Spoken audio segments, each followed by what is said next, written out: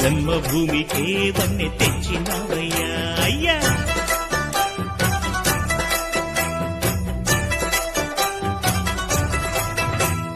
మట్టి నుంచి పుట్టి పెరిగి మనిషైన వాణ్ణి, కట్టుబట్టలుంటే చాలు అనుకున్న వాణ్ణి, సాటి వారి సేవకై బ్రతికున్న వాణ్ణి. పుట్టినప్పుడు మనము తెచ్చిందే ఉంది, గిట్టినప్పుడు మనతో వచ్చేదే ఉంది.